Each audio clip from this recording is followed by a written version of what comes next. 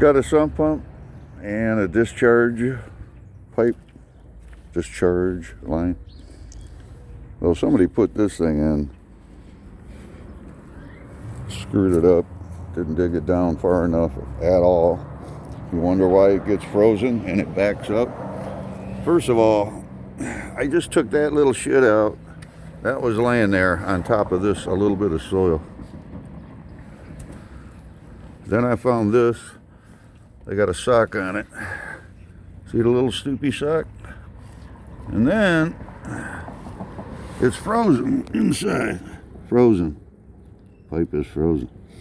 You know, water comes out 2-3 inches deep, empties here in the wintertime. Very, very stupid. It is.